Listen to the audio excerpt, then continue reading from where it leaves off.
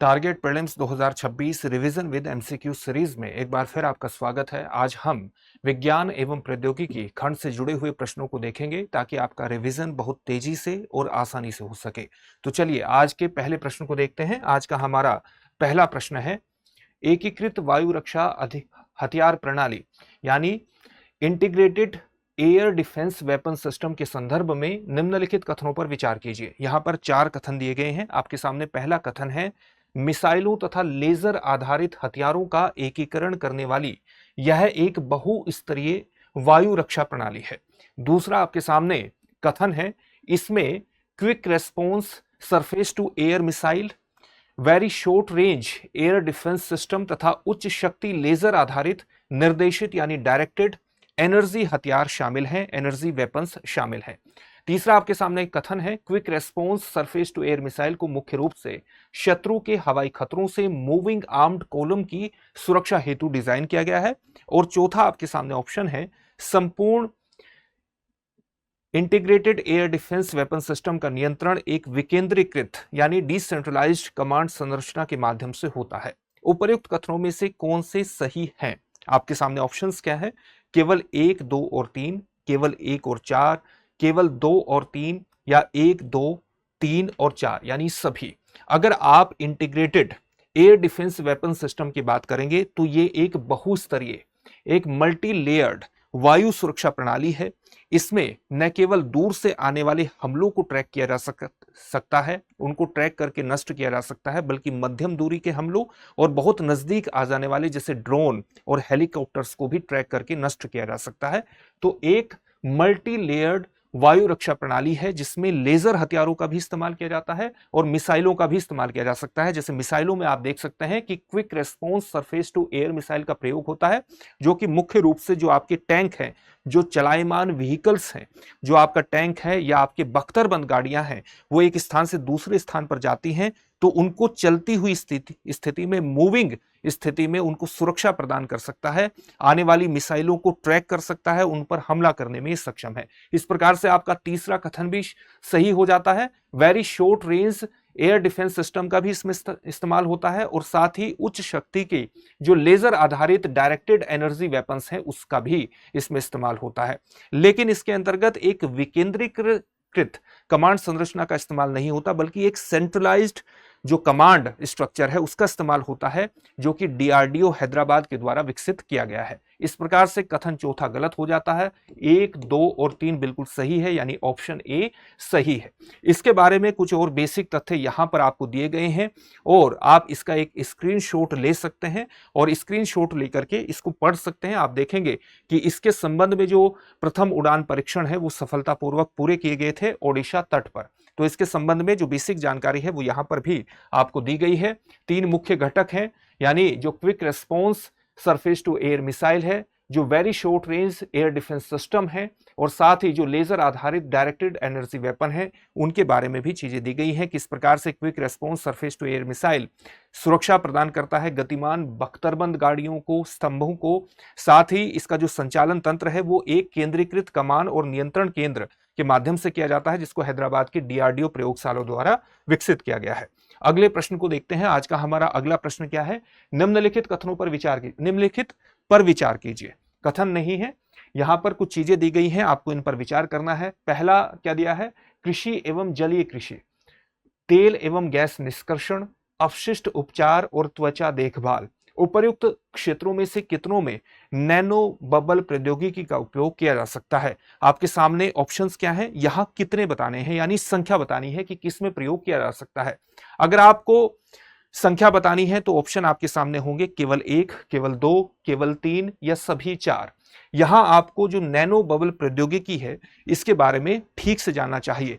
Nano का सीधा सा मतलब क्या है कि इसका जो आकार है वो बेहद कम है। आकार बेहद कम होने का मतलब क्या है? जब हम नैनो की बात करते हैं तो नैनो क्या होता है? 1 मीटर के 1 अरबवे हिस्से को, अरबवे हिस्से को हम क्या कहते हैं? नैनो के नाम से संबोधित करते हैं।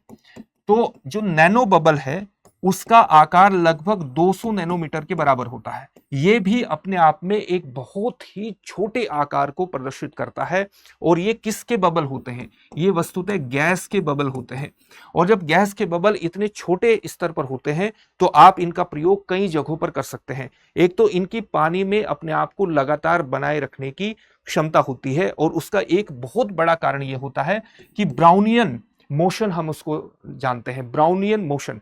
ब्राउनियन मोशन में क्या स्थिति होती है कि जो पानी के कण है वो लगातार मूविंग स्थिति में होते हैं, और मूविंग स्थिति में होने के कारण जो ये नैनो बबल्स हैं ये बैठते नहीं है, बैठ करके टूटते नहीं है, बल्कि वो भी लगातार हिलते डुलते रहते हैं। इसलिए लंबे समय तक अपने आप को जलीय स्थिति में बनाए रखने में सक्षम होते हैं। साथ ही ये विद्युत आवेशित होते हैं, और आवेशित होने के कारण दूसरे कणों से, दूसरे जो बबल होते हैं उनसे ये मिलकर के एक बड़ा बबल नहीं बनाते हैं जो इनको लगातार पानी में सस्पेंडेड रखता है। जब इनकी उपस्थिति पानी में बढ़ती है तो ये ऑक्सीजन को अधिक मात्रा में पानी में घुलने में सक्षम बनाते हैं, और जब ऑक्सीजन में अधिक मात्रा में घुलने में सक्षम बनाते हैं तो उसमें गुड बैक्टीरियाज बढ़ते हैं जो कि पानी को साफ करने में विशिष्ट भूमिका का निर्वहन करते हैं। और जब पानी को साफ करने में भूमिका निभाते हैं तो जो पौधे हैं, पौधों की जड़ों तक ज्यादा ऑक्सीजन पहुंचाई जा सकती है। साथ ही जलीय कृषि में भी, मछली पालन में भी इनका उपयोग बढ़ जाता है। साथ ही जब हम तेल और गैस निष्कर्षण की बात करते हैं तो आपने देखा होगा कि तेल बहुत बार चट्टानों के छोटे छोटे जो छिद्र होते हैं उसमें फंसे रहते हैं, और छोटे छोटे छिद्रों से इनको दबाव डाल करके निकालना अपने आप में एक बहुत ही जटिल प्रक्रिया होती है। नैनो बबल प्रौद्योगिकी के माध्यम से आप इन पर दबाव डाल सकते हैं। चट्टानों में जो छोटे छोटे छिद्र हैं वहां पर नैनो बबल्स को प्रवेश करवा करके दबाव डाला जा सकता है, और तेल निष्कर्षण में इनकी एक विशिष्ट भूमिका इस प्रकार से एस्टेब्लिश हो जाती है। इसी प्रकार से अपशिष्ट के उपचार में, क्योंकि ये जो एक तरह से कृषि अपशिष्ट होते हैं, पानी जो होता है उसको तरह तरह के बैक्टीरिया से मुक्त करने में सक्षम होते हैं। अलग अलग तरह के अपशिष्ट को हटाने में, वाटर ट्रीटमेंट में इनका रोल हो जाता है।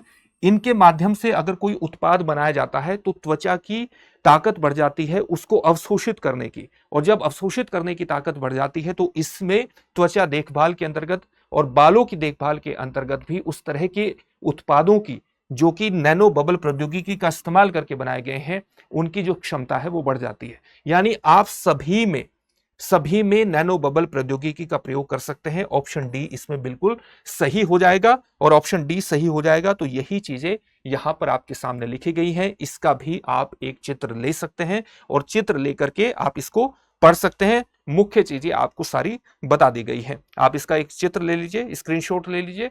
अगले प्रश्न को हम देखते हैं। अंतरिक्ष आधारित सौर ऊर्जा संचालित एआई कंप्यूटिंग अवसंरचना के अन्वेषण पर केंद्रित प्रोजेक्ट सनकैचर निम्नलिखित संगठनों में से किससे संबंधित है? आपके सामने ऑप्शंस क्या हैं? गूगल, स्पेसएक्स, माइक्रोसॉफ्ट या ब्लू ओरिजिन। तो कमेंट बॉक्स में कमेंट करके आप इसका उत्तर बता सकते हैं। ये प्रोजेक्ट कौन सा है? सनकैचर प्रोजेक्ट है। किस तरह का प्रोजेक्ट है? अंतरिक्ष आधारित। ये कहीं ना कहीं स्पेस से संबंधित है, और इसमें सौर ऊर्जा का प्रयोग किया जाएगा, और एआई कंप्यूटिंग अवसंरचना के अन्वेषण से संबंधित है। अब आप इस चीज को ठीक से समझिए कि आज हम एआई का बड़े स्तर पर इस्तेमाल कर रहे हैं, चाहे वो चैट जीपीटी हो, चाहे वो लार्ज लैंग्वेज मॉडल्स हो। इनको चलाने के लिए बहुत बड़े स्तर पर हमने डेटा सेंटर्स एस्टेब्लिश किए हैं, और इनके साथ सबसे बड़ी समस्या क्या है कि इनको लगातार चलाने के लिए हमें बहुत बड़े स्तर पर बिजली उत्पादन करना पड़ रहा है। बिजली की खपत बहुत ज्यादा है। अब जब खपत बहुत ज्यादा है तो बिजली के अलग अलग स्रोतों पर बहुत ज्यादा लोड है। तो गूगल ने एक आइडिया निकाला है। आइडिया वो ये है कि क्यों ना हम अंतरिक्ष में सैटेलाइट्स के माध्यम से, सैटेलाइट्स में इस प्रकार की व्यवस्था कर दें कि वहीं पर अंतरिक्ष में ही एक डेटा सेंटर के रूप में वो काम करें। इसमें गूगल के द्वारा बनाया गया एक स्पेशल चिप जो कि एआई के ब्रेन के रूप में मापा जा रहा है, जिसको हम टीपीयू के नाम से जानते हैं, टेंसर प्रोसेसिंग यूनिट, इन सेंसर्स में, इन सैटेलाइट्स में लगे होंगे, और ये एक डेटा सेंटर की तरह काम करेंगे। अंतरिक्ष में इन सैटेलाइट्स को एस्टेब्लिश कर दिया जाएगा। इतनी दूरी पर एस्टेब्लिश किया जाएगा कि ये आपस में टकराए ना, और इतनी ज्यादा दूरी भी ना हो कि कम्युनिकेशन एस्टेब्लिश करने में दिक्कत हो जाए। तो कोशिश यही है कि लगभग 1 किलोमीटर की दूरी पर इन सैटेलाइट्स को रखा जाएगा, बड़ी संख्या में सैटेलाइट्स को छोड़ा जाएगा और ये सोलर पैनल इन पर लगे होंगे। सोलर पैनल के माध्यम से लगातार सूर्य से आने वाली जो प्रकाश है उसका ये प्रयोग कर सकते हैं ऊर्जा को उत्पन्न करने में, बिजली को उत्पन्न करने में। साथ ही कम्युनिकेशन के लिए लेजर तकनीक का इस्तेमाल किया जाएगा, यानी ऑप्टिकल कम्युनिकेशन को एस्टेब्लिश किया जाएगा लेजर के माध्यम से। इससे कम्युनिकेशन की जो बैंडविड्थ है, जब हम लेजर का प्रयोग करते हैं कम्युनिकेशन के लिए, ऑप्टिकल कम्युनिकेशन के लिए, तो उसकी बैंडविड्थ ज्यादा होती है, डेटा ट्रांसफर ज्यादा होता है और बहुत तेजी से होता है। तो न केवल सैटेलाइट्स में कम्युनिकेशन होगा बल्कि पृथ्वी पर भी कम्युनिकेशन एस्टेब्लिश करने में हम मदद कर सकते हैं, मतलब बेहतर कम्युनिकेशन एस्टेब्लिश कर सकते हैं बहुत तेजी से। और इससे जो बिजली की समस्या है, यहां पर जो आप डेटा सेंटर्स को लेकर के देख रहे हैं, वो समस्या भी एक प्रकार से उसका समाधान हो जाएगा। तो ये सन कैचर है गूगल का, यानी ऑप्शन ए इसमें सही हो जाएगा। और यही चीजें आपके सामने यहां पर भी लिखी गई हैं, इसका भी आप स्क्रीनशॉट ले सकते हैं, इसका स्क्रीनशॉट आप ले सकते हैं। टीपीयू विशेष रूप से महत्वपूर्ण है, गूगल का एक चिप है, ये एआई एक्सेलरेटर है एक प्रकार से। ये एआई के अंतर्गत मैं उसके ब्रेन के रूप की तरह काम करेगा। चलिए अगला प्रश्न है, क्वांटम डायमंड माइक्रोस्कोप के संदर्भ में निम्नलिखित कथनों पर विचार कीजिए। तो यहां पर आपके सामने 3 कथन दिए गए हैं। आपके सामने पहला कथन क्या है, नैनो स्केल पर गतिशील त्रिआयामी यानी 3 डायमेंशनल चुंबकीय क्षेत्रों का ऑप्टिकली मानचित्रण करने में सक्षम यह एक क्वांटम इमेजिंग प्रणाली है। दूसरा कथन है, इसे राष्ट्रीय क्वांटम मिशन के अंतर्गत आईआईटी बॉम्बे के अंतर्गत विकसित किया गया है। और तीसरा कथन है, इसका उपयोग जैविक और अर्धचालक अध्ययनों हेतु किया जा सकता है। उपरोक्त कथनों में से कितने सही हैं, आपको संख्या बतानी है, केवल 1, केवल 2, सभी 3 या कोई भी नहीं। तो यहां पर आपको क्वांटम डायमंड माइक्रोस्कोप को जानना चाहिए। तो सबसे पहली बात तो यह है कि ये एक माइक्रोस्कोप है, यानी एक ऐसी इमेजिंग प्रणाली है, एक ऐसी क्वांटम इमेजिंग प्रणाली है जो कि कहीं ना कहीं हीरे का प्रयोग कर रही है, डायमंड का प्रयोग कर रही है। और डायमंड का प्रयोग ये किस प्रकार से करती है, डायमंड का प्रयोग ये इस प्रकार से करती है कि हम डायमंड में, आप जानते हैं कि कार्बन से निर्मित है, कार्बन से निर्मित डायमंड में हम क्या करते हैं, एक डिफेक्ट उत्पन्न करते हैं, डिफेक्ट उत्पन्न करते हैं। वो डिफेक्ट कैसा होता है, उसको डिफेक्ट को हम कहते हैं NV centre, NV centre, nitrogen vacancy centre के नाम से, नाइट्रोजन वैकेंसी सेंटर के नाम से, वैकेंसी सेंटर के नाम से इसे संबोधित करते हैं। इसका मतलब क्या है कि हम नाइट्रोजन के एक अणु का प्रवेश करवाते हैं और उसके बराबर में एक खाली जगह छोड़ते हैं, इस खाली जगह को हम वैकेंसी कहते हैं। ये जो खाली जगह है, जब आप इस तरह के डिफेक्टेड डायमंड को मैग्नेटिक फील्ड के पास ले जाएंगे तो इस खाली जगह के प्रकाश के माध्यम से आप उस मैग्नेटिक फील्ड की इमेज तैयार कर सकते हैं और उसमें कंप्यूटर का प्रयोग कर सकते हैं, कंप्यूटर से उसकी इमेज तैयार हो जाएगी। तो आप ये क्या है कि मैग्नेटिक फील्ड को अब दिखाने वाली प्रणाली है। पहले अगर आप सामान्य कैमरा से किसी चीज को फोटो लेंगे तो वो 2 डायमेंशनल होगा, उसके आकार के बारे में दिखाएगा, उसकी संरचना के बारे में दिखाएगा। लेकिन क्या किसी मैग्नेटिक फील्ड का चित्र दिखा सकता है? नहीं दिखा सकता। अब ये जो क्वांटम डायमंड माइक्रोस्कोप है, ये आपको किसी मैग्नेटिक फील्ड के चित्र को भी दिखाने में सक्षम है। नैनो स्केल पर, बहुत ही छोटे स्केल पर ये गतिशील है। त्रिआयामी यानी 3 डायमेंशनल जो चुंबकीय क्षेत्र है उसका ऑप्टिकली मानचित्रण करने में सक्षम है। तो पहला कथन सही हो जाएगा। राष्ट्रीय क्वांटम मिशन के अंतर्गत आईआईटी बॉम्बे के अंतर्गत ही इसको विकसित किया गया है और इसका उपयोग जैविक और अर्धचालक अध्ययनों हेतु किया जा सकता है। किस प्रकार से इसका उपयोग किया जा सकता है? ये छोटे से मैग्नेटिक फील्ड को भी एनवी सेंटर के कारण डिटेक्ट कर सकता है, छोटे से मैग्नेटिक फील्ड को भी। इसका मतलब है कि कहीं पर भी मैग्नेटिक गतिविधियां हो रही हैं तो ये उसको डिटेक्ट करने में सक्षम है। जैसे अगर हमारे दिमाग में, आप जानते हैं कि लगातार जो न्यूरॉन्स के भीतर है वो गतिविधियां चलती रहती हैं, तो उसके भीतर उस जो इलेक्ट्रिक गतिविधियां हैं दिमाग की, उसको भी मापने में, ये उसकी मैपिंग में भी मदद कर सकता है। इसी प्रकार से जो आपके सेमीकंडक्टर्स हैं, अगर वो खराब हो जाते हैं तो ये बिना उसको तोड़े, बिना उसको एक तरह से छिद्रित किए, उसमें होने वाली कमी को भी डिटेक्ट कर सकता है। कोशिकाओं के अंदर किस प्रकार की गतिविधियां चल रही हैं उनको भी डिटेक्ट करने में सक्षम है। तो इस प्रकार से कितने सही हैं? तीनों कथन सही हो जाएंगे, यानी ऑप्शन सी सही हो जाएगा। और यही सब यहां पर लिखा गया है जो अभी आपको बताया गया है। हीरे में नाइट्रोजन रिक्ति यानी नाइट्रोजन वैकेंसी केंद्रों का ये उपयोग करता है। सारी चीजें यहां पर दी गई है। चलिए, एनवी केंद्रों की विशेषताएं क्या है कि ये बेहद कम तापमान पर काफी प्रभावी हैं। जब हम क्वांटम टेक्नोलॉजी का प्रयोग करते हैं, क्वांटम टेक्नोलॉजी का प्रयोग करते हैं, तो कई बार उन्हें बहुत कम तापमान पर उनको एक तरह से कम तापमान पर संरक्षित रखना पड़ता है। लेकिन ये जो क्वांटम माइक्रोस्कोप है, क्वांटम डायमंड माइक्रोस्कोप है, ये रूम टेम्परेचर पर भी काम कर सकता है। बेहद संवेदनशील होता है, छोटे से मैग्नेटिक फील्ड को भी ये माप सकता है और स्टेबल है, लगातार रिजल्ट देता है। जैविक इमेजिंग में, न्यूरोसाइंस में, पदार्थ विज्ञान में पदार्थ की प्रॉपर्टीज को जानने में मदद कर सकता है और सेमीकंडक्टर चिप्स को गैर विध्वंसक तरीके से यानी बिना तोड़े उसका परीक्षण करने में ये सक्षम है। अगला प्रश्न क्या है? नैनोजाइम्स के संदर्भ में निम्नलिखित कथनों पर विचार कीजिए। यहां दो कथन दिए गए हैं। पहला कथन है नैनोजाइम्स प्राकृतिक एंजाइमों की उत्प्रेरक गतिविधि को कॉपी करने में सक्षम नैनो सामग्री है। दूसरा कथन है ये अभिक्रियाशील ऑक्सीजन स्पीसीज के स्तर को विनियमित करने और रक्त के असामान्य थक्के के जोखिम को कम करने में सहायता कर सकते हैं। उपर्युक्त कथनों में से कौन सा या सही है या है? आपके सामने ऑप्शंस क्या है? केवल एक, केवल दो, एक और दो दोनों, न तो एक और न ही दो। जब हम एंजाइम्स की बात करते हैं, तो ये एंजाइम्स वस्तुतः हमारे शरीर में क्या करते हैं? एक उत्प्रेरक के रूप में काम करते हैं, कैटलिस्ट के रूप में काम करते हैं। रासायनिक जो केमिकल रिएक्शंस हैं, रासायनिक अभिक्रिया है, उनको तेज करते हैं। ये हमारे भोजन के पाचन में भी विशेष रूप से मदद करते हैं। एंजाइम्स का ये काम है। अब हमने कृत्रिम रूप से इंजीनियर्ड इस प्रकार के एंजाइम बना लिए हैं जो इस प्रकार के प्राकृतिक एंजाइम की तरह काम कर सकते हैं। यानी नैनोजाइम्स क्या है? इनको बहुत ही छोटे आकार के हैं। नैनोजाइम्स क्या है? प्राकृतिक एंजाइमों की उत्प्रेरक गतिविधि को कॉपी करने में सक्षम नैनो सामग्री है। तो ये पहला कथन बिल्कुल सही हो जाएगा। आप ये भी जानते हैं कि हमारे शरीर में बहुत से फ्री रेडिकल्स भी होते हैं जो ऑक्सीडेटिव स्ट्रेस के कारण होते हैं। और कई बार ऑक्सीडेटिव स्ट्रेस के कारण, या आप जिसको हम कहते हैं रिएक्टिव जो ऑक्सीजन स्पीसीज है उसके कारण, जो रिएक्टिव ऑक्सीजन स्पीसीज है उसके कारण ऑक्सीडेटिव स्ट्रेस बढ़ता है। ऑक्सीडेटिव स्ट्रेस बढ़ने से कई बार हमारी जो प्लेटलेट्स हैं वो ओवर एक्टिव हो जाती हैं। ओवर एक्टिव हो जाती हैं तो हमारे शरीर के किसी भी हिस्से में थक्का बन सकता है। हमारी ब्लड वेसल्स में थक्का बन सकता है जो हमारे खून को प्रभावित कर सकता है।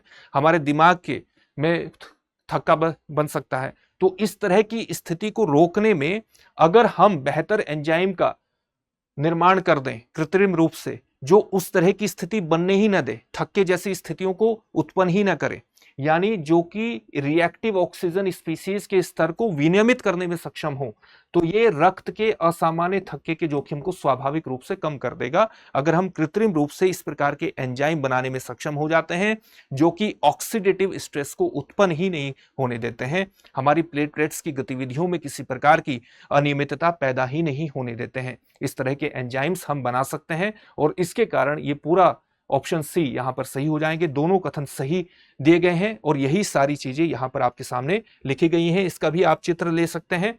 रिएक्टिव ऑक्सीजन स्पीसीज के स्तर को ये नियंत्रित कर सकते हैं। अत्यधिक जो रिएक्टिव ऑक्सीजन स्पीसीज है उसको कम करके प्लेटलेट्स की अति सक्रियता को रोक सकते हैं। एंटीऑक्सीडेंट एंजाइमों की नकल करते हैं, जो कि एंटीऑक्सीडेंट एंजाइम क्यों जरूरी होते हैं? क्योंकि ये रिएक्टिव ऑक्सीजन स्पीसीज के स्तर को नियंत्रित करते हैं। तो ये सारी चीजें यहां पर लिखी गई है, इसको भी आप स्क्रीनशॉट ले लीजिएगा।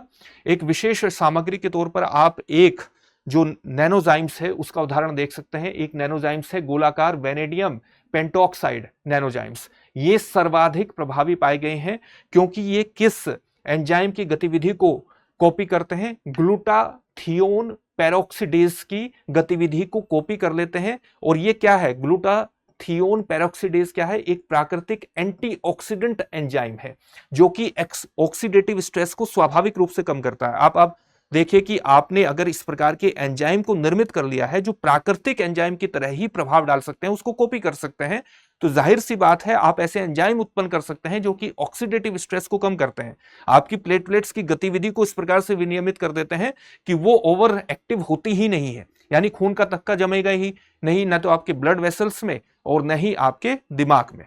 तो इससे कई प्रकार के खतरे कम हो जाते हैं। चलिए अगले प्रश्न को देखते हैं। अगला प्रश्न है एक्स्ट्रा क्रोमोसोमल डीएनए, ईसीडीएनए के संदर्भ में निम्नलिखित कथनों पर विचार कीजिए।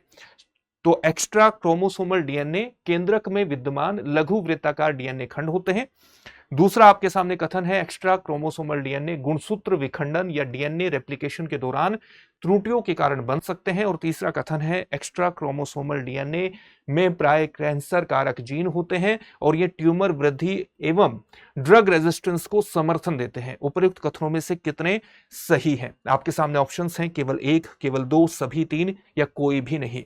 एक्स्ट्रा क्रोमोसोमल डीएनए वस्तुतः होते क्या है? ये केंद्रक न्यूक्लियस में विद्यमान होते हैं, सामान्य रूप से जो मुख्य क्रोमोसोम्स होते हैं उससे अलग होते हैं। क्रोमोसोमल डैमेज के कारण ये उत्पन्न हो सकते हैं। साथ ही जब कई तरह के डीएनए रेप्लिकेशन की प्रक्रिया चलती है सेल्स के द्वारा, और डीएनए के कई बार क्या हो जाता है, कई खंड हो जाते हैं, लेकिन वो खंड आपस में जब उनकी जुड़ने की प्रक्रिया हो तो गलत तरीके से वो क्रोमोसोम आपस में जुड़ जाएं, या कोशिकाओं के द्वारा जो डीएनए रेप्लिकेशन किया जाता है उस रेप्लिकेशन के दौरान अगर किसी प्रकार की त्रुटि हो जाए तो ये एक्स्ट्रा क्रोमोसोमल डीएनए निर्मित हो सकते हैं। ये लघु वृत्ताकार डीएनए खंड होते हैं और इनकी सबसे बड़ी विशेषता क्या होती है कि इसमें कैंसर कारक जीन होते हैं, और जब ये कैंसर कारक जीन होते हैं तो ये ट्यूमर वृद्धि को बढ़ावा देते हैं और साथ ही ड्रग के प्रति एक प्रतिरोधी रवैया भी अपनाते हैं, ड्रग को भी, उसके प्रभाव को भी सीमित करते हैं। और इस प्रकार से ये गुणसूत्र विखंडन के कारण भी बन सकते हैं, डीएनए रेप्लिकेशन के दौरान भी बन सकते हैं। ठीक है, तो यानी तीनों कथन यहां पर सही हो जाएंगे। कितने कथन सही हैं? सभी तीन। ऑप्शन सी सही हो जाएगा। ये सारी चीजें यहां पर लिखी गई है। वृत्ताकार डीएनए खंड है ईसीडीएनए, कोशिका केंद्र के अंदर उपस्थित होते हैं। मानक जो गुणसूत्रीय संरचना है उसके बाहर स्थित होते हैं, क्योंकि अलग से इनका त्रुटियों के कारण, कई प्रकार के क्रोमोसोमल डैमेज के कारण इनका निर्माण होता है, डीएनए रेप्लिकेशन में त्रुटियों के कारण इनका निर्माण होता है। इस प्रकार की गतिविधियों के कारण निर्माण होने के कारण ये जो मेन क्रोमोसोम्स होते हैं उससे अलग होते हैं और न्यूक्लियस में स्थित होते हैं। इनकी गतिविधियों को हम जो सूक्ष्मदर्शी हैं उन तकनीकों से डिटेक्ट कर सकते हैं, पहचान सकते हैं, सीक्वेंसिंग के माध्यम से भी पहचान सकते हैं, और इनकी समझ में हाल ही में काफी सुधार हुआ है। जैसे इनका निर्माण क्रोमोसोमल डैमेज के कारण हुआ, क्रोमोथिप्सिस के कारण भी इनका निर्माण होता है। क्रोमोथिप्सिस में क्या होता है, क्रोमोसोम्स अचानक कई खंडों में टूट करके बिखर जाते हैं, कई खंड हो जाते हैं उसके, और फिर ये खंड जब जुड़ने की प्रक्रिया में आते हैं तो गलत तरीके से जुड़ जाएं तो उससे एक नई तरह की समस्या पैदा हो जाती है। डीएनए प्रतिकृति यानी जो डीएनए रेप्लिकेशन है उसमें त्रुटि के कारण भी ये उत्पन्न हो सकते हैं, और इनमें ऑन्कोजीन वहन करता है। ये जो ईसीडीएनए है, ऑन्कोजीन जो कैंसर कारक है उसको वहन करता है, ट्यूमर वृद्धि को बढ़ावा देता है, ड्रग रेजिस्टेंस, दवा के प्रति प्रतिरोध में वृद्धि होती है। अगला प्रश्न क्या है, इंप्रोवाइज्ड एक्सप्लोसिव डिवाइस के संदर्भ में निम्नलिखित कथनों पर विचार कीजिए। यहां पर 3 कथन दिए गए हैं। पहला कथन आपके सामने है, यह गैर परंपरागत विस्फोटक हथियार है जिसे सामान्य रूप से उपलब्ध सामग्रियों का उपयोग कर विभिन्न रूपों में निर्मित किया जा सकता है। दूसरा कथन है, इसमें सामान्यतः initiator, power source, main charge और कंटेनर जैसे घटक शामिल होते हैं। और तीसरा कथन है, क्षति को बढ़ाने के लिए आईईडी को कील या धातु के टुकड़े जैसी सामग्रियों से वर्धित किया जा सकता है। उपयुक्त कथनों में से कौन से सही है? केवल 1 और 2, केवल 2 और 3, केवल 1 और 3, 1, 2 और 3। तो आप ये जानते हैं कि जो आईईडी है, इम्प्रोवाइज्ड एक्सप्लोसिव डिवाइस है, ये परंपरागत विस्फोटक हथियार नहीं है, गैर परंपरागत विस्फोटक हथियार है। सामान्य रूप से जो सामग्री आपकी बाजार में उपलब्ध होती है उसी का प्रयोग करके इनको बनाया जा सकता है। साथ ही इनमें इनिशिएटर होता है, पावर सोर्स भी इसमें होता है, मेन चार्ज होता है और कंटेनर जैसे घटक इसमें शामिल होते हैं। और कील और अन्य धातुओं का इस्तेमाल करके छर्रों जैसे विस्फोट होता है तो छर्रों की तरह का एक प्रभाव उत्पन्न करने के लिए कील या धातु के टुकड़े जैसी सामग्री से इनके प्रभाव को बढ़ाया जाता है। तो सभी कथन सही हो जाएंगे, ऑप्शन डी इसमें सही हो जाएगा। बेसिक तथ्य यहां पर आपके सामने प्रस्तुत कर दिए गए हैं। सामान्य उपयोग में आने वाले जो पदार्थ हैं, चाहे वो आपका फर्टिलाइजर हो, बारूद हो, गन पाउडर हो, हाइड्रोजन पेरोक्साइड हो, इनका इस्तेमाल करके आप इसका विशेष रूप से विस्फोटक बनाने में इस्तेमाल करते हैं। इसको स्क्रीनशॉट ले लीजिएगा इसका। इनिशिएटर इसमें होता है, power source, main charge, container इसके मुख्य घटक का निर्माण करते हैं। कील, कांच या धातु के टुकड़े का इस्तेमाल इसके प्रभाव को बढ़ाने के लिए किया जाता है। अगला प्रश्न क्या है, स्मॉल मॉड्यूलर रिएक्टर के संदर्भ में निम्नलिखित कथनों पर विचार कीजिए। 3 कथन दिए गए हैं। स्मॉल मॉड्यूलर रिएक्टर सामान्यतः 300 मेगावाट प्रति इकाई विद्युत क्षमता वाले परमाणु रिएक्टर होते हैं। स्मॉल मॉड्यूलर रिएक्टर को सक्रिय सुरक्षा प्रणालियों का उपयोग करने के लिए डिजाइन किया गया है, जो मुख्य बाह्य विद्युत आपूर्ति पर निर्भर होती है। स्मॉल मॉड्यूलर रिएक्टर को फैक्ट्री में निर्मित करने के साथ ऊर्जा की आवश्यकता के अनुसार उपयोग किया जा सकता है। उपर्युक्त कथनों में से कौन से सही है? 1 और 2, 1 और 3, 2 और 3, 1 और 2, 1, 2 और 3। तो स्मॉल मॉड्यूलर रिएक्टर क्या होते हैं? एक तो आपका बड़ा रिएक्टर होता है, बड़ा न्यूक्लियर पावर प्लांट आप एस्टेब्लिश करते हैं जहां पर कई रिएक्टर हो सकते हैं। इनकी क्षमता कितनी होती है? 1000 मेगावाट से लेकर के लगभग 1600 मेगावाट तक भी इनकी क्षमता हो सकती है। रिएक्टर के ऊपर डिपेंड करता है कितने रिएक्टर है। ठीक है, तो इनको क्या है कि आप एक विशेष स्थान को सिलेक्ट करेंगे, वहां पर इनको एस्टेब्लिश करेंगे। लेकिन जो स्मॉल मॉड्यूलर रिएक्टर हैं, इसके रिएक्टर मॉड्यूलर मतलब इसके कई भाग हैं। इसको मॉड्यूल मतलब इसके अलग अलग भाग, और इनके अलग अलग भागों को एक कारखाने में बनाइए और फिर किसी स्थान पर ले जाकर के इनको जोड़ दीजिए। सारों को निर्मित कीजिए अलग अलग भागों को, और फिर जहां पर आपको इनको एस्टेब्लिश करना है उनको ले जाइए और वहां पर जोड़ करके एक छोटा रिएक्टर आप एस्टेब्लिश कर दीजिए। इनकी जो क्षमता है वो 50 मेगावाट से लेकर के 300 मेगावाट तक हो सकती है। इनमें सबसे बड़ी चीज क्या है कि ये जब हम ऊर्जा की बात करते हैं, तो जब हम कूलेंट की बात करते हैं, कूलेंट का इस्तेमाल क्यों होता है, शीतलक का इस्तेमाल क्यों होता है? क्योंकि जब ओवर हीटिंग उत्पन्न होती है तो ओवर हीट को एक प्रकार से संतुलित करने के लिए हम कूलेंट का प्रयोग करते हैं रिएक्टर में। और अगर हम कूलेंट का प्रयोग इस प्रकार से करें कि मान लिया कोई, जैसे एक पानी की टंकी है और पानी की टंकी में स्वाभाविक रूप से बिजली आ रही हो या ना आ रही हो, अगर पानी की टंकी भर जाए तो पानी नीचे की ओर पाइप के माध्यम से बहना शुरू हो जाता है। नीचे की ओर ही क्यों बहता है? गुरुत्वाकर्षण के कारण। तो गुरुत्वाकर्षण के कारण इनमें भी ऐसी स्थिति उत्पन्न होती है, नेचुरल कन्वेक्शन के कारण इसमें इस तरह की स्थिति उत्पन्न होती है कि आप जब सुरक्षा प्रणालियों का उपयोग इसकी करते हैं, सक्रिय सुरक्षा प्रणालियों का उपयोग करने के लिए इसको डिजाइन किया गया है, जो आप एक प्रकार से जब हम ओवर हीटिंग की समस्या को समाप्त करने के लिए इसके पूरे सिक्योरिटी सिस्टम को देखते हैं तो उसमें बाह्य बिजली आपूर्ति की आवश्यकता नहीं पड़ती। जैसे पानी को टंकी से नीचे लाने के लिए आपको बिजली की आवश्यकता नहीं पड़ेगी, इसी प्रकार से इसकी भी सुरक्षा सिस्टम को इस प्रकार से बनाया गया है कि आपको बाह्य जो विद्युत आपूर्ति है उस पर ये आपकी निर्भरता को एस्टेब्लिश नहीं करेगा, क्योंकि इसकी जो सुरक्षा प्रणाली है वो सक्रिय नहीं बल्कि जो निष्क्रिय सुरक्षा प्रणाली है उस पर निर्भर है, गुरुत्वाकर्षण पर निर्भर है, प्राकृतिक कन्वेक्शन जो नेचुरल कन्वेक्शन है उस पर निर्भर है, जो बाह्य विद्युत पर निर्भर सक्रिय प्रणालियों की आवश्यकता को कम कर देता है, आवश्यकता रहती नहीं है। नेचुरल कन्वेक्शन का क्या मतलब है? जब आप गैस पर कोई बर्तन रखिए और पानी को गर्म करिए तो धीरे धीरे ये पानी गर्म होगा इसके आसपास का यहाँ का, और ये पानी ऊपर जाएगा गर्म होकर के और इसके स्थान पर ठंडा पानी आएगा। इस प्रक्रिया को हम क्या कहते हैं? Natural convection. इसी तरह से जब आप इन रिएक्टर्स में कूलेंट का इस्तेमाल करते हैं तो वो स्वाभाविक रूप से नीचे की ओर आते हैं, और जब गर्म होते हैं तो उनका स्थान दूसरा, एक तरह से वो ऊपर की ओर जाते हैं, और फिर कूलेंट लगातार इनको शीतलक, एक तरह से ओवर हीटिंग की समस्या को अपने आप स्वतः समाप्त करता रहता है। इसके लिए ऊर्जा प्रणाली की आवश्यकता इनके संदर्भ में नहीं पड़ती है। ये बात यहां समझाने की कोशिश आपको की जा रही है। एसएमआर को फैक्ट्री में निर्मित करने के साथ ऊर्जा की आवश्यकता के अनुसार उपयोग किया जा सकता है। जहां पर किसी शहर में, कम जनसंख्या वाले शहर में आवश्यकता है, किसी उद्योग को विशेष आवश्यकता है, तो आप इनको फैक्ट्री में निर्मित कर सकते हैं और एक स्थान पर ले जाकर के इनको एस्टेब्लिश कर सकते हैं। तो ये कथन सही हो जाएगा, ये कथन गलत हो जाएगा, क्योंकि इसमें निष्क्रिय सुरक्षा प्रणाली का उपयोग होता है, बाह्य विद्युत ऊर्जा आपूर्ति पर निर्भरता नहीं रहती है। तो ये कथन गलत है। तो सही क्या हो जाएगा? 1 और 3, यानी ऑप्शन ए इसमें सही हो जाएगा। और यही सारी चीजें यहां पर भी लिखी गई है, यही सारी चीजें यहां पर लिखी गई है। चलिए, इनका प्रयोग दूरस्थ क्षेत्र में किया जा सकता है, औद्योगिक उपयोग किया जा सकता है, नवीकरणीय ऊर्जा के साथ इनको इंटीग्रेट भी किया जा सकता है।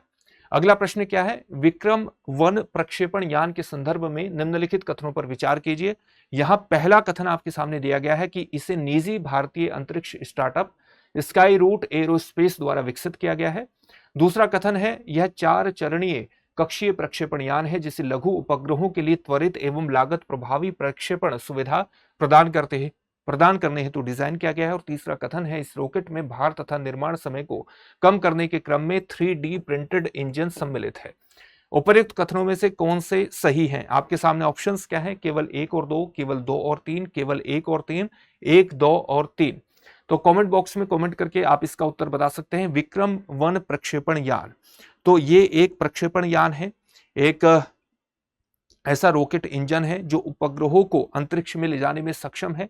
इसका निर्माण किसके द्वारा किया गया है? निजी भारतीय स्टार्टअप स्काई रूट एरोस्पेस द्वारा इसको विकसित किया गया है। ये कथन बिल्कुल सही है। इसके 4 चरणीय कक्षीय प्रक्षेपण यान है। ये जो प्रक्षेपण यान है, ये जो लॉन्च व्हीकल है, ये लॉन्च व्हीकल 4 चरणीय है। इसमें पहले जो 3 चरण है वो ठोस ईंधन से निर्मित है, ठोस ईंधन से निर्मित है। और आप जानते हैं कि जो पहले चरण है उसमें ज्यादा थ्रस्ट की आवश्यकता पड़ती है, ज्यादा बड़े एक तरह से जोर की आवश्यकता पड़ती है, ताकि ऊंचे एक प्रकार से जो रॉकेट जाता है वो तेजी से ऊपर जाए, ज्यादा थ्रस्ट के साथ ऊपर जाए। इसलिए ठोस ईंधन का पहले चरणों में इस्तेमाल किया जाता है। लघु उपग्रहों के लिए त्वरित और लागत प्रभावी प्रक्षेपण सुविधा प्रदान करने हेतु डिजाइन किया गया है। लागत प्रभावी इसलिए है क्योंकि इसमें 3D प्रिंटेड इंजन है। 3D प्रिंटेड इंजन की वजह से ये हल्का भी होता है, इसको बहुत तेजी से निर्मित किया जा सकता है। न केवल तेजी से इसको निर्मित किया जा सकता है बल्कि इसमें लागत भी कम आती है और इसकी जो एफिशिएंसी है, दक्षता है, वो भी ज्यादा होती है। तो लागत प्रभावी भी है, तेजी से काम करता है और भार तथा निर्माण समय को कम करने में भी कम करने के क्रम में 3D प्रिंटेड इंजन इसके अंतर्गत सम्मिलित है। तो एक प्रकार से तीनों कथन यहां पर सही हैं, ऑप्शन डी सही हो जाएगा। तो यही चीजें यहां पर लिखी गई हैं। स्काई रूट एरोस्पेस जो द्वारा इसको विकसित किया गया है, निजी अंतरिक्ष स्टार्टअप है। IIT के दो पूर्व छात्र पवन चंदना और नागा भरत डाका के द्वारा स्काई रूट एरोस्पेस की स्थापना की गई थी। विक्रम वन प्रक्षेपण यान का जो नाम रखा गया है वो प्रख्यात अंतरिक्ष वैज्ञानिक विक्रम साराभाई के नाम पर रखा गया है। तो इसकी बेसिक चीजें यहां पर रखी गई है। इसमें जो 4th स्टेज है उसके अंतर्गत हाइपरगोलिक तरल ऊपरी चरण का प्रयोग किया गया है। हाइपरगोलिक तरल ऊपरी चरण का प्रयोग किया गया है। इसका सीधा सा मतलब है कि ईंधन एक प्रकार से 2 तरल पदार्थ हैं, इसमें ईंधन का प्रयोग किया गया है और ऑक्सीकारक का प्रयोग किया गया है। और जब इनको आपस में मिलाते हैं तो आपको बाह्य इग्निशन की आवश्यकता नहीं पड़ती, इग्निशन सिस्टम की आवश्यकता नहीं पड़ती। जैसे ही आप इनको आपस में मिलाएंगे उससे स्वतः एक प्रकार से अंतिम चरण में ये सैटेलाइट को उसके सटीक प्रिसिजन के साथ उसकी वास्तविक कक्षा में एस्टेब्लिश करने में सक्षम हो सकता है। इसका बार बार यूज किया जा सकता है, बार बार इसको चालू या बंद किया जा सकता है। तो 4th स्टेज का हाइपरगोलिक तरल का ऊपरी चरण में इस्तेमाल का ये फायदा हो जाता है। चलिए अब देखते हैं अगले प्रश्न को। भरिणी MK1 के संदर्भ में निम्नलिखित कथनों पर विचार कीजिए। यहां पर पहला कथन दिया गया है, इसमें निम्न तथा मध्यम ऊंचाई वाले हवाई लक्ष्यों की निगरानी हेतु डिजाइन किया गया है। यह अत्यधिक गतिशील है तथा दुर्गम भौगोलिक परिस्थितियों में इसका वाहनों, पशुओं, मानव बल के माध्यम से या हेली स्लंग कार्गो के रूप में परिवहन किया जा सकता है। उपर्युक्त कथनों में से कौन सा या से सही है या है? केवल 1, केवल 2, 1 और 2 दोनों, न तो 1 और न ही 2। तो भरिणी MK1 क्या है? एक प्रकार का आप इसको मानिए एक रडार है। ये क्या है? रडार सिस्टम है जो कि निम्न और मध्यम ऊंचाई वाले जो लक्ष्य हैं उनको ट्रैक करने में, उनकी मॉनिटरिंग करने में सक्षम है। इसको इसी प्रकार से डिजाइन किया गया है और इसको दूरस्थ स्थानों पर ले जाया जा सकता है, दुर्गम इलाकों में ले जाया जा सकता है, पहाड़ी जो इलाके हैं, जो भौगोलिक रूप से कठिन इलाके हैं, वहां पर इनको ले जाया जा सकता है। वाहनों के माध्यम से भी इसको एक स्थान से दूसरे स्थान पर ले जाया जा सकता है। जहां पर वाहन नहीं जाते हैं वहां पर पशुओं के माध्यम से इसको ले जाया जा सकता है। इसके अलग अलग भाग किए जा सकते हैं और अलग अलग भाग करके इसको बहुत ही दुर्गम इलाकों में मानव के माध्यम से भी एक प्रकार से कंधे पर ढोकर भी ले जा सकता है, या कई बार ऐसे इलाके होते हैं जहां पर जाना बेहद मुश्किल होता है, तो इसकी तैनाती किस प्रकार से की जा सकती है कि हेलीकॉप्टर में जो रस्सी लटकी होती है तो इसे रस्सी से बांध करके भी एक दुर्गम इलाके में ले जाया जा सकता है, जिसको हम हेली स्लंग कार्गो के नाम से जानते हैं। तो यहां पर जो दोनों कथन है इस रडार के बारे में, भरेणी MK1 के बारे में, ये दोनों ही कथन सही है, यानी ऑप्शन सी सही हो जाएगा। ये एक रडार है, द्विआयामी निम्न स्तरीय हल्का रडार है। जब हम 2D की बात करते हैं तो 2D का सीधा सा मतलब है कि आकाश से आने वाले किसी भी हमले को ये क्या कर सकता है, उसकी हमें डायरेक्शन के बारे में बता सकता है। 2D का मतलब है दो चीजों के बारे में बता सकता है, डायरेक्शन के बारे में बता सकता है और उसकी दूरी यानी उसके डिस्टेंस के बारे में बता सकता है, इसलिए 2D शब्द आया है। डायरेक्शन के बारे में, डिस्टेंस के बारे में बताने में सक्षम है और इसके माध्यम से हम UAV यानी unmanned aerial vehicle, remotely piloted vehicle, helicopter, fixed wing aircraft जैसी निम्न से मध्यम ऊंचाई पर उड़ने वाले जो शत्रु हवाई लक्ष्य हैं उनका पता लगाने, उनको ट्रैक करने में सक्षम है। चलिए अब देखते हैं आज के, ये सारी चीजें यहां पर जो अभी आपको बताया गया है ये सारी चीजें यहां पर भी लिख दी गई है। अब आपके लिए एक अभ्यास प्रश्न है। अभ्यास प्रश्न क्या है? अभ्यास प्रश्न आपके सामने लिखा गया है कि जीनोम एडिटेड फसलों के संबंध में निम्नलिखित कथनों पर विचार कीजिए। यहां दो कथन दिए गए हैं। पहला कथन है जीनोम एडिटेड फसलों का आशय पौधों में पूर्व से मौजूद जीनों में परिवर्तन करना शामिल है, जिसके परिणाम स्वरूप उसके DNA अनुक्रमण में परिवर्तन होते हैं। दूसरा कथन आपके सामने है जीन एडिटिंग में विशिष्ट प्रोटीन एंजाइमों का उपयोग किया जाता है, जिससे लक्षित स्थानों पर DNA को काटने से मूल जीन में सटीक बदलाव करना संभव होता है। उपर्युक्त कथनों के संबंध में निम्नलिखित में से कौन सा एक सही है? आपके सामने ऑप्शंस क्या हैं? कथन 1 और कथन 2 दोनों सही हैं तथा कथन 2 कथन 1 की सही व्याख्या करता है। कथन 1 और कथन 2 दोनों सही हैं, लेकिन कथन 2 कथन 1 की सही व्याख्या नहीं करता है। कथन 1 सही है लेकिन कथन 2 सही नहीं है। कथन 1 सही नहीं है लेकिन कथन 2 सही है। इस प्रश्न का उत्तर कमेंट बॉक्स में कमेंट करके जरूर दीजिएगा। ये वीडियो अगर आपको अच्छी लगती है तो उसको लाइक करते रहिए, शेयर करते रहिए अपने दोस्तों के साथ, साथ ही चैनल को सब्सक्राइब जरूर कर लीजिएगा। फिर से नए सेशन में मिलेंगे। धन्यवाद। अब एग्जाम की तैयारी को और बेहतर करने के लिए हमारे चैनल को लाइक, शेयर और सब्सक्राइब करना ना भूलें।